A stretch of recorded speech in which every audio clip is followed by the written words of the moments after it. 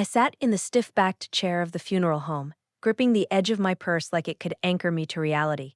The room smelled faintly of lilies and old wood, a mix that always made me feel hollow. My father's lawyer shuffled papers on the table, eyes darting between Ethan and me as if we were participants in some private game only he understood. "You're making this about money when it's about family," Ethan said smoothly, leaning back in his chair. The words weren't loud, but they hit harder than any slap. I forced a polite smile, nodded, and said nothing. Everyone else laughed lightly, agreeing with him without a second thought. I could feel the weight of being invisible pressing down on me. The will was read. My father's words, supposedly sacred, were paraded like trophies. Ethan and the siblings smiled as they divvied up assets, each verbal brush of affection for me dripping with condescension.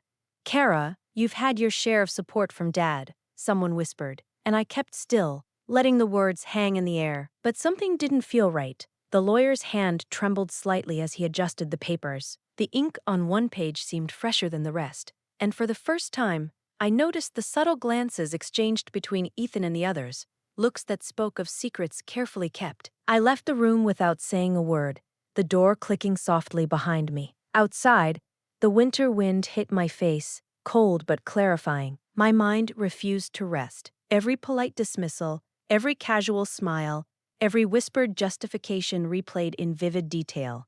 I didn't know what it meant yet, but I knew one thing. Something in this carefully staged show was broken, and I intended to find out what. I returned to my apartment that evening, the city lights beyond the window blurred by exhaustion and disbelief. I dropped my purse, pulled out the will, and spread it across the dining table. My hands were still unsteady. Ethan's voice replayed in my head, calm, confident, certain, like the outcome had been decided long before I walked into that room. And yet here I was, staring at the document that supposedly erased me. Up close, it didn't hold. The ink on certain lines was darker than the rest. My father's signature, something I knew instinctively, looked slightly off. The curves tighter, the pressure uneven. I leaned closer, scanning line by line. This wasn't just a difficult decision captured on paper. It looked altered. I replayed the afternoon, this time without emotion, just details. The lawyer hesitated when Ethan joked. A pause that didn't belong, the glance downward. Ethan's hand was resting on the document a moment too long. And my siblings, their smiles, their silence, the way none of them met my eyes. Not confusion, no surprise, recognition. I opened my laptop, public records first, property filings, signature archives. I wasn't chasing a conclusion yet. I was testing consistency, dates, sequences, anything that didn't align. Within an hour, small gaps started appearing. Nothing obvious, but enough to stand out. I worked methodically, pulled older documents, compared signatures side by side, zoomed in on stroke patterns, pressure points, and natural flow. Then I moved to filings, timestamps, revisions, submission records. Each inconsistency was minor on its own. Together, they started forming a pattern. By midnight, I shifted from searching to confirming. I sent a message to a friend in law enforcement, framing everything as a hypothetical. I called the county clerk's office, keeping my tone neutral, asking about document histories and filing timelines. No urgency, no accusations, just questions that wouldn't raise concern. The answers were limited, but enough to confirm something had been modified. I didn't reach out to Ethan, didn't contact my siblings, didn't react. If they believed I had accepted everything, that worked in my favor. I leaned back in my chair, eyes burning, the table covered in documents and notes. I didn't have the full picture yet, but I didn't need it. This wasn't a misunderstanding. It was engineered. They hadn't just removed me from the will. They had expected me not to check. And that assumption was the first thing that was going to break. The next morning, I woke with a clarity I hadn't felt in years. I didn't reach for my phone or turn on the television. I went straight to the table, opened my laptop, and began assembling everything from the night before. Emails, property records, notarized documents, the notes I had scribbled in the margins of the will, laid out, organized, cross-referenced. Individually, each piece looked harmless. Together, they formed something structured, intentional. This wasn't exclusion. It was designed. I contacted Harrington and Cole LLP before I could second-guess the decision.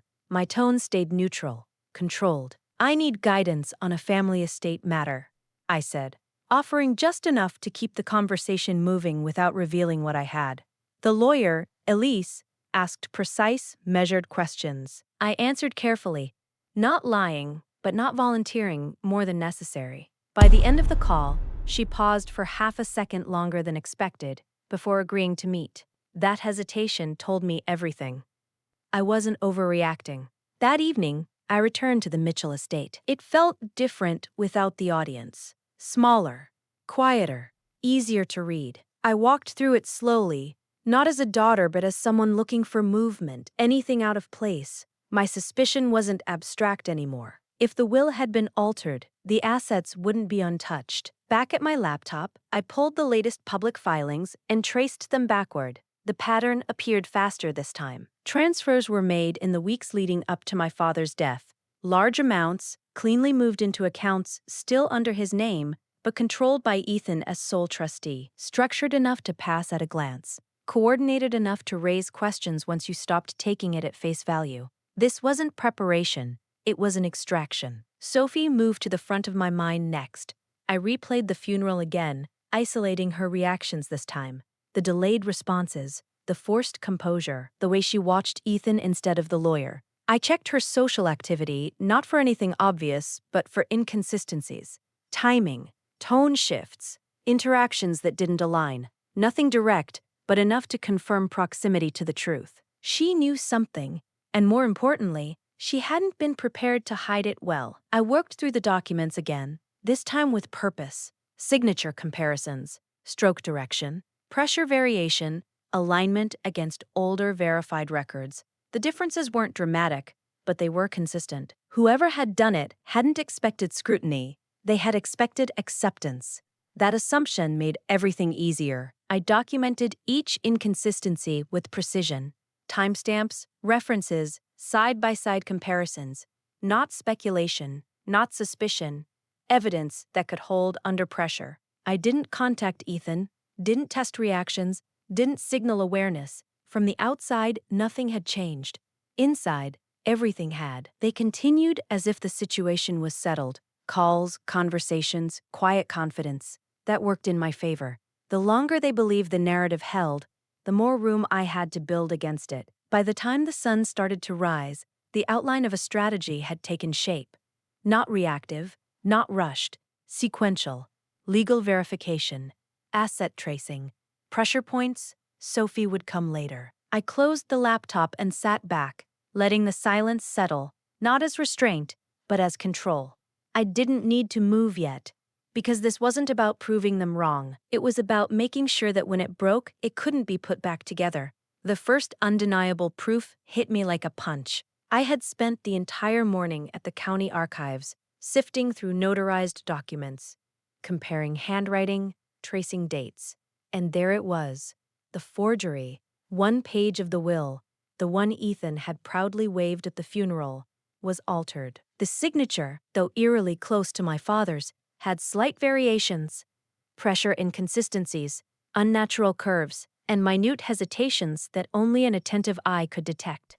My chest tightened. This wasn't speculation anymore. This was fraud, deliberate, calculated, and utterly audacious. I didn't scream. I didn't call anyone. I sat back, letting the realization settle. Ethan had assumed my silence was submission, my quietness a weakness. But I was already 3 moves ahead. I photographed every page, created side-by-side comparisons, and began drafting a timeline of asset movements. Each piece of evidence added weight, each inconsistency built pressure, and with every detail, Ethan's imagined invincibility became more fragile in my mind. Then came Sophie. I reached out under the guise of casual curiosity, asking about small, inconsequential things. A family party, her father's old friends, but I watched her reactions like a hawk. There it was, hesitation, fleeting discomfort, an almost imperceptible twitch when I mentioned the estate. She knew. She had known. And if she had known, she could be used strategically. By the end of the day, I had assembled a dossier that could destroy Ethan. Emails, property records, notarized papers, and the forged will itself. Every interaction I had recorded, every subtle lie Ethan had told at the funeral, every transfer made in secrecy, all meticulously catalogued. I had not yet moved a muscle, but the foundation of his collapse was laid. Ethan continued his performance. He posted images of the estate on social media, bragged about his control to relatives, even invited family friends over to showcase his dominance. Each boast, each smile, each tiny display of power fed the quiet fire in me. The more he flaunted, the more evidence he unwittingly confirmed. That night, I sat at my desk, reviewing the timeline again, week by week, signature by signature, bank by bank. It all pointed to a single conclusion. Ethan had orchestrated my exclusion from the will. The betrayal was deeper than I'd imagined. Years of subtle manipulation, gaslighting, and narrative control, all designed to make me doubt myself, all to mask the fraud. But I didn't panic. I didn't rush. I stayed calm, letting each piece of proof accumulate like stacked bricks, ready to crush him when the time came. The silence became my shield, the patience my weapon. He believed I was out of the game, that the quiet girl who never argued was defeated. But he had no idea that I was building a force he couldn't see coming. One forged in observation, meticulous planning, and the unshakable clarity of knowing the truth. Ethan was powerful, yes, but power without awareness is fragile. And I had all the pieces. All that remained was to connect them, quietly, carefully, and strike when he thought he had already won. The day the original will arrived at my lawyer's office, the reaction wasn't relief, it was clarity. Clean, definitive, and impossible to misinterpret. I read it once, then again, slower. Kara Mitchell, primary heir. Not implied, not partial, explicit. Every clause is aligned, every condition intact. What Ethan had presented at the funeral didn't just conflict with this, it collapsed under it. I didn't react outwardly. I set the document down, then went back through it with purpose. Photographs first, high resolution, page by page. Then annotations, marking structure, language, sequence. After that, a direct comparison with the version read at the funeral. Line breaks, ink density, signature flow. The inconsistencies I had suspected earlier now aligned with precision. Alterations weren't scattered, they were targeted. Specific sections, specific outcomes. This wasn't messy, it was controlled. And now it was exposed. Sophie surfaced in my thinking again, not as a question, but as a variable. At the funeral, she hadn't reacted like the others. Her timing had been off. Her attention was divided. No surprise. Awareness without control. That distinction mattered. I contacted her without context. Simple message, neutral tone, no pressure. We met the next day. She arrived composed but not relaxed. Her posture was tight, eyes scanning more than focusing. She expected a conversation. I gave her none. I placed the folder on the table and let her open it on her own. She didn't get far before stopping. I watched the shift happen in real time. Recognition first, then calculation, then something closer to concern. Not for me, for herself. She moved through the pages more slowly after that, no longer skimming. I didn't know you had this, she said quietly. Not denial, no surprise. Assessment. You do now, I replied. That was enough. No accusations, no explanations.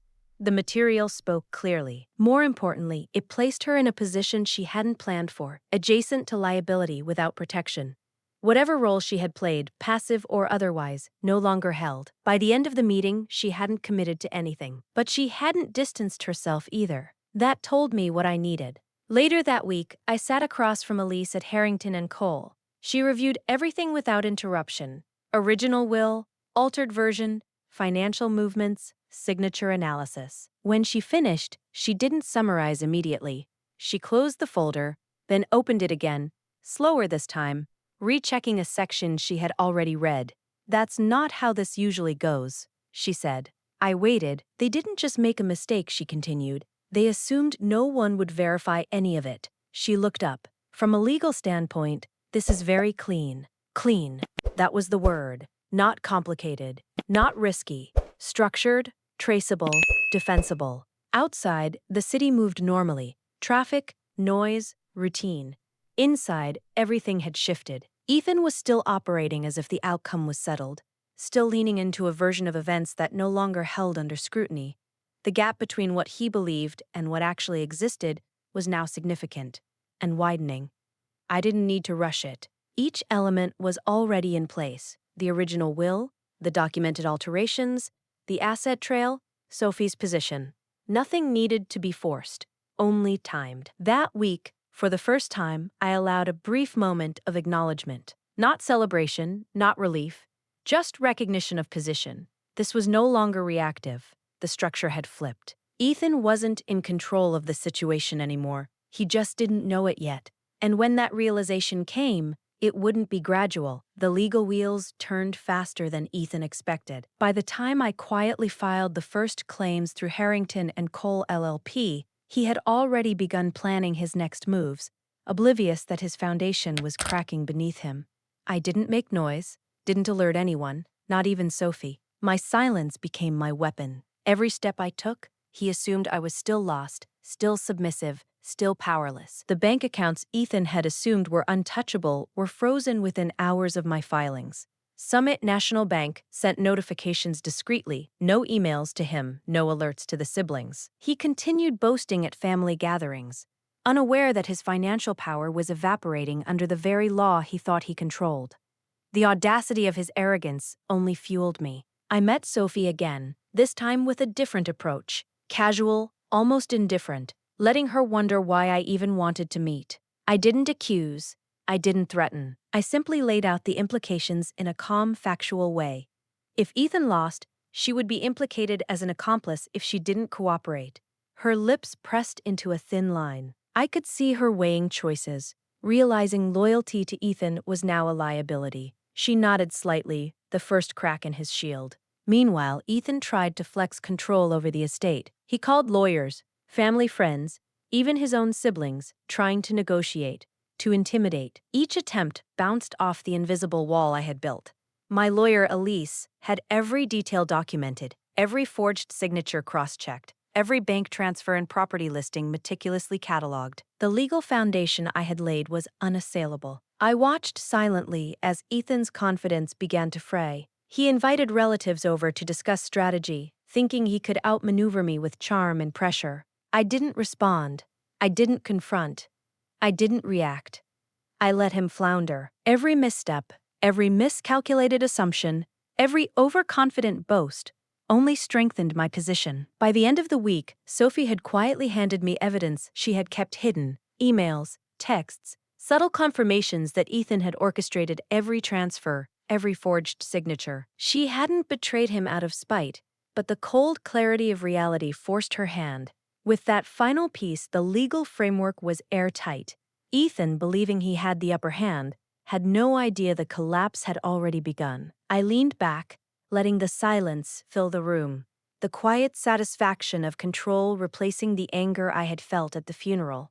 Every claim, every document, every strategic pause had brought me here. And when the first court notifications landed in his hands, he wouldn't understand how quickly the world had turned against him, all because I had waited, observed, and acted with precision. Ethan's first real sign of panic came quietly, almost imperceptibly. A subtle tremor in his hand as he scrolled through his phone, a pause mid-sentence while talking to a relative, a quick glance toward the street like he expected someone to appear out of nowhere. He didn't yet know I had all the pieces: the forged documents, the frozen accounts, the original will tucked safely with Harrington and Cole. But he was beginning to feel the weight of uncertainty, that faint, gnawing sense that the world might not bend to him as he always assumed. The next day, I sat across from Elise, the lawyer, reviewing the final sequence of legal maneuvers. "Timing is everything," she said, flipping through the dossier I had built with painstaking care. "Once we submit the injunction, he won't have a leg to stand on. Everything he's built on lies will collapse in court." I nodded, letting the thought settle. I didn't need to gloat.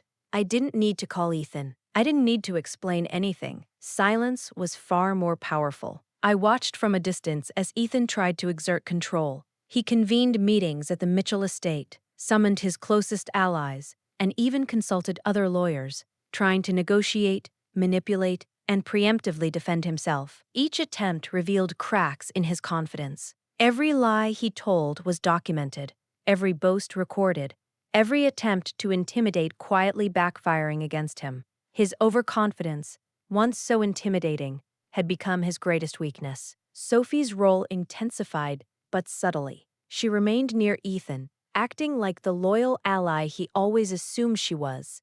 But she fed me information through indirect channels. Every evasive text, every slip, every detail about his meetings or asset movements allowed me to anticipate his next steps. She didn't betray him openly yet, but her quiet cooperation ensured that the first legal strike would hit with precision, leaving no room for recovery.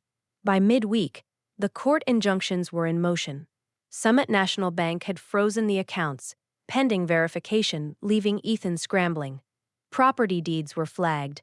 Transfers that he thought were irreversible were now in limbo. The smallest details, signatures, dates, minute clerical errors, worked in my favor. His empire, built on arrogance and deceit, began unraveling while he still believed he held every advantage. And yet, I remained outwardly calm. I didn't gloat. I didn't confront.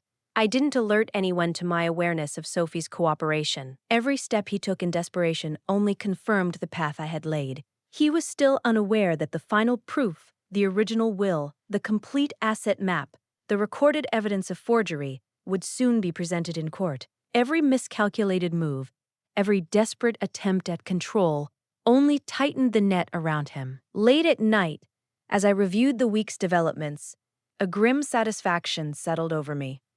Ethan's arrogance, his overconfidence, his belief in his untouchable status, was slowly dissolving. Every silent observation, every legal maneuver, every moment of patience had built a structure that would collapse him completely, financially, emotionally, socially. I allowed myself a small, private smile. He thought he was winning, but in reality, he had already lost.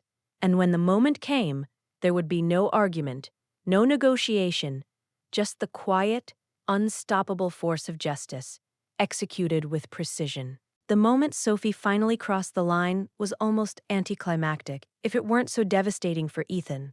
I arranged a casual meeting under the guise of catching up, leaving her folder of evidence subtly on the table. She skimmed it, her hand trembling, eyes widening as the implications sank in. I didn't say a word. I didn't need to. Silence was the most effective weapon I had. Her quiet nod was all I needed. She would cooperate fully, but she would do it on her own terms, making Ethan's collapse complete and personal. Within days, the first domino fell. Sophie provided emails, texts, even private recordings showing Ethan orchestrating every forged signature, every secret transfer, every manipulation. The proof was unassailable, and it hit him where it hurt most. He had trusted the wrong people. His lover, the one he believed would shield him, had become the vector of his undoing. I watched from a distance as Ethan continued to try and assert control, still believing he could manage the damage. He posted smug updates about the estate on social media, invited friends over, acted like nothing had changed. But behind the facade, cracks were appearing. Lawyers he thought loyal questioned his actions. The siblings who had laughed at my exclusion now looked uneasy. His empire, built on arrogance and manipulation, was quietly disintegrating. When the court filings arrived at his doorstep, the color drained from his face. Bank accounts frozen, property transfers halted. The original will recognized as legitimate, it was more than just a legal defeat. It was a public collapse of control, a dismantling of the narrative he had carefully curated for years. His hands shook as he scrolled through the notifications, desperate calls unanswered, and a creeping panic setting in. He tried bargaining, tried pleading with family and lawyers alike, but the silence from my end was deafening. Every attempt to regain control only confirmed his mistakes, each move exposing more evidence of his fraud. I didn't respond. I didn't explain. I didn't allow room for negotiation. I let the law, the facts, and Sophie's betrayal speak for me. The final moment came during a private family meeting, summoned under the guise of discussion. Ethan stood in the center of the room, confident, expecting the usual deference. Instead, he was met with unwavering calm. I presented nothing verbally. The folder of evidence sat between us, and the implications were immediate. Sophie remained beside me, her quiet presence a reminder of his ultimate miscalculation. He began, opening his mouth to argue, to negotiate, to manipulate. I shook my head slightly, letting my silence do the work. "You're making it weird," I said softly. The callback line, the culmination of years of observation and patience. His confidence crumbled visibly. He looked around the room, at the faces of relatives, at Sophie, at the lawyer. Every ally he had counted on now understood the truth. Every dollar, every property, every shred of control was slipping away. And in that moment he realized he had overplayed, underestimated, and miscalculated. The quiet girl he had dismissed, mocked, and excluded was the one orchestrating the complete undoing of his empire. The Mitchell estate, the accounts, the narrative, all belonged to me now. He was left powerless, and I was finally in control, calm, and exact. The aftermath didn't arrive with noise. It settled in quietly. The court confirmed the original will without complication. The accounts Ethan had moved were frozen, reviewed, and then reassigned. Properties transferred under questionable authority were reversed one by one, returning to the Mitchell estate. There were no dramatic confrontations, no drawn-out battles, just a sequence of decisions that closed every door he had tried to force open. Ethan didn't adjust well. At first, he made calls, lawyers, relatives, anyone who might still respond. Then came the messages, short at first, controlled, then longer, less precise. He tried to reframe what had happened, to suggest misunderstandings, to pull fragments of the narrative back under his control.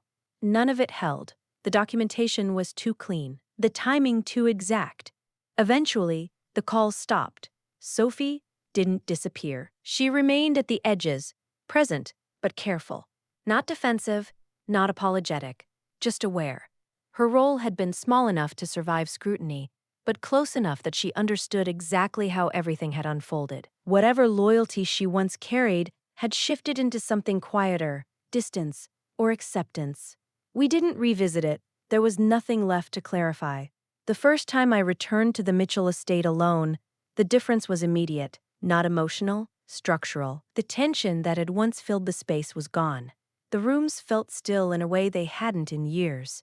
I walked through them slowly, not out of nostalgia, but to take stock. Files, records, overlooked details. The house wasn't just a symbol anymore. It was an asset, a responsibility, something that required decisions instead of memory. Everything was back under a single name, mine. Ethan appeared occasionally, but never directly.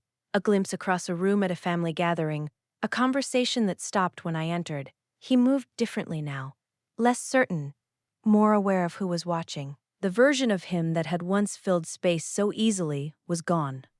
What remained was quieter, contained. No one asked me to explain what had happened. They didn't need to. The outcome had already done that. In the weeks that followed, I focused on restoration. Accounts were reorganized, investments reviewed, neglected parts of the estate were brought back into use. Nothing rushed, nothing announced, just handled. Each decision built on the last, steady, deliberate. Control didn't feel like power, it felt like stability. There was one moment, brief and unplanned, that stayed with me. A family dinner. Same room. Same table. Ethan started to speak, something about how things had gotten complicated. The word hung there, waiting to be reshaped into something safer. I looked at him. "You're making it weird." The line landed exactly where it needed to. No argument followed, no correction, just silence. The kind that settles when everyone in the room understands something has ended. After that, there was nothing left to resolve. I wasn't the person who had walked out of the funeral home carrying doubt and unanswered questions. That version of me relied on being included, on being told the truth, on believing what was placed in front of her. This version didn't. The estate was intact, the records were clean, the narrative had corrected itself, and for the first time in years, everything in my life moved forward without resistance.